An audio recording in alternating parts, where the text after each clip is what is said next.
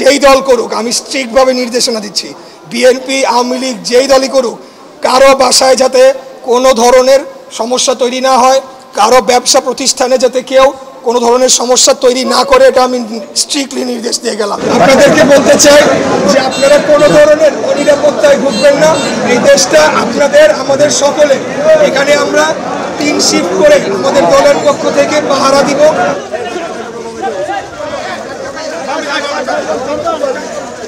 আপনাদের বাড়ি ঘর মন্দির সবখানে আমরা পাহারা দেওয়ার জন্য আমরা উপস্থিত থাকবো। আপনাদের কোনো সমস্যা হলে আপনারা যে কাউকে জানাবেন, কোনো চিন্তা করবেন না।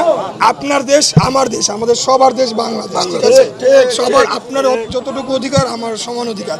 কেউ যাতে আপনাকে মনে না করায় এখন কি হবে এই চিন্তা মাথায় নেবেন না, কিছুই হবে না। আপনার দেশে আপনি ভালোভাবেই থাকবেন, ঠিক আছে?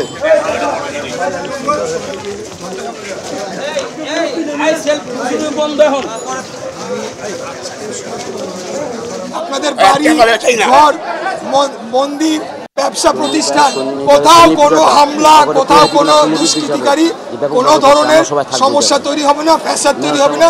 এটা আমাদের দলের পক্ষ থেকে আপনাদেরকে বলতে আসছি।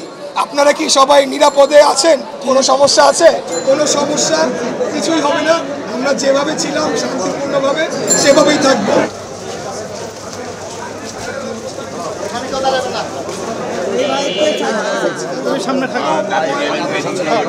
আপনাদের দেশ আমাদের দেশ, সবার আমরা সমান অধিকার। এখানে আপনাদের কোনো ধরনের অনিরাপত্তায় ভোগার কোনো দরকার নেই। আপনাদের বাসা বাড়ি ব্যবসা প্রতিষ্ঠান মন্দিরে সবখানে বুক ফুলায় আপনারা নাগরিকের মতো আপনাদের কাজ করে যাবেন, কেউ কোনো সমস্যা করবে না। আমরা বিএনপির পক্ষ থেকে এখানে আসছি, এই এলাকার মধ্যে কেউ যাতে অনিরাপত্তায় না ভুগেন, কোনো ধরনের সমস্যা যাতে আপনাদের না হয়, সেটার জন্য আমাদেরকে তারেক রহমানের পক্ষ থেকে দায়িত্ব দেওয়া হয়েছে। প্রত্যেকটা নাগরিকের সমান অধিকার, কারো বেশি কারো কম, ঠিক আছে? আপনারা বুক ফুলায় চলবেন, মন্দিরে আসবেন, আপনাদের পূজা অর্চনা করবেন, বুক ফুলায় বাসায় থাকবেন, আপনারা ব্যবসা প্রতিষ্ঠানে যাবেন। বিশেষ করে যদি আমাদের দলের কেউ এটার মধ্যে কোনোভাবে জড়িত পাওয়া যায়, তাহলে কিন্তু কি হইতে পারে আমার মেজাজ তো আপনারা জানেন। আর তৃতীয় কিছু দুষ্কৃতকারী থাকতে পারে, ডাকাত চোর যাই ক্রিমিনালরা আছে, তাদেরকে সম্মিলিতভাবে আমাদেরকে প্রতিরোধ করতে হবে, যাতে করে কারোরই নিরাপত্তার কোনো সৃষ্টি নিরাপত্তাহীনতার সৃষ্টি না হয়। বিগত 2-4 দিন একটা সরকার ছিল না, আইন শৃঙ্খলা রক্ষাকারী বাহিনী ঠিকমতো দায়িত্ব পালন করতে পারে নাই, তাই কোথাও কোথাও কিছু সমস্যা তৈরি হয়েছে। কিন্তু আমি আপনাদেরকে নিশ্চিত করে বলতে চাই, গতকাল সন্ধ্যায় সরকার শপথ নিয়েছে, আজকে থেকে বিভিন্ন থানায় আইন শৃঙ্খলা রক্ষাকারী বাহিনী তাদের দায়িত্ব পালনের জন্য তারা যোগদান করবে।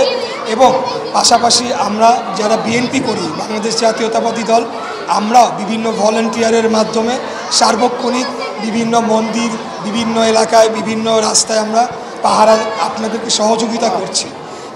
আপনাদেরকে এতটুকুই বলবো যে আপনারা এই পরিবর্তনের ফলে কেউ বিন্দু মাত্র মনে করবেন না যে আপনাদের কোনো ধরনের ভীতি আপনাদের মধ্যে রয়েছে, বসবাসের জন্য আপনাদের অনুপযোগী মনে হচ্ছে, কোনোদিনও মনে করবেন না।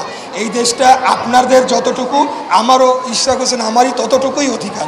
দুষ্কর্মে কিন্তু আমাদের পাশে এসে দাঁড়িয়েছেন, এই কাজটা উনি করেছেন, ওনার বাবাও করছেন। আমাদের এলাকায় ছিল তখন, উনি আসতেন, নিজেই আসতেন, বড় লাগতো না। কাজেই আমরা চাচ্ছি এই দুঃসময়ে যারা আমাদের পাশে থাকে এরাই প্রকৃত বন্ধু। আমি মনে করি আমাদের এই দুঃসময়ে যারা থাকবে তাদের নাম স্বর্ণাক্ষরে লেখা থাকবে। আজকে আমরা সমবেতভাবে ঐক্যবদ্ধভাবে এই দুষ্কৃতিকারী কারা আমরা সবাই জানি, তাদেরকে আমরা ঠেক দেব।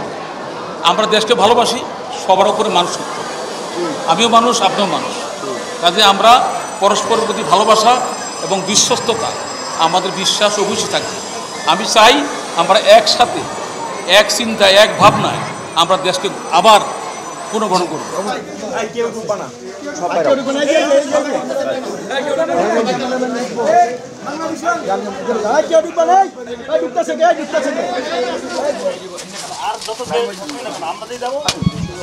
বাবা চেয়েছিলেন যে এখানে সুন্দর একটা মন্দির, এই জন্যই আমরা আপনার বাবার কথা আমি তো আমি পাওয়ার কিন্তু যেতাম ওনার কাছে, উনি আসতেন। এবং অনেক যেতে মারা যাওয়ার পরে যখন আসলো বাংলাদেশে, আমরা তো এসেছিলাম এবং এখানে এখন এই রোডের মধ্যে রেখে আমরা তাকে আবার সম্মানিত করেছি। আপনাদের নিরাপত্তার বিষয়টা আমাদের দলের চেয়ারম্যান সাহেব উনি নিজে আমাকে দায়িত্ব দিয়েছেন যে তোমার এলাকায় এই যে গুরুত্বপূর্ণ স্থাপনাগুলো আছে তাদের সর্বোচ্চ নিরাপত্তা সহযোগিতা নিশ্চিত করার দায়িত্ব তোমার এবং আমাদের দলের। বাংলাদেশের যে পরিস্থিতি হয়েছিল সেটা আমরা উদ্বিগ্ন ছিলাম বটে, কিন্তু এখন আমরা যেভাবে আমাদের রাজনৈতিক লিডাররা আসছেন, বিশেষ করে আমাদের বিএনপির আমাদের অভিভাবক ইশাক সাহেব এসেছেন, এটা আমাদের খুব ভালো লাগছে। কারণ ওনার বাবা সাদেক হোসেন খোকা সাহেব আমার বন্ধু মতো ছিল। আমি যখনই গিয়েছিলাম যেতাম উনি সঙ্গে সঙ্গে দাদা কী লাগবে, কী সমস্যা। তা আমি মনে করি বাবা যেমন ছিলেন তার ছেলেও তেমন, বাপটা বেটা একটা কথা আছে, তো উনি যোগ্য পিতার যোগ্য সন্তান আমাদের মাঝে এসেছেন। আমরা আশাবাদী আমাদের আর কোনো সমস্যা হবে না। আর সমস্যা হলে উনি সব আশ্বাস দিয়েছেন, উনি সব দেখবেন। এখানে টিভু ভাই আছেন, আরও এখানে সবাই লিডাররা আছে, সবাই আমাদেরকে সহায়তা করবেন এই আমরা বিশ্বাস করি। আর আমরা চাই আমরা সবার সহযোগিতা নিয়েই একে অপরের কাঁধে কাঁধ রেখে আমরা এগিয়ে চলবো। আমাদের কোনো আমরা একসঙ্গে থাকি তাহলে আমাদের কোনো সমস্যা মনে হবে না, আমরা সব সমস্যার সমাধান করতে পারবো। আপনাদের উপরে বর্তায় আমার থেকে যা যা করণীয় যদি কিছু থাকে হবে।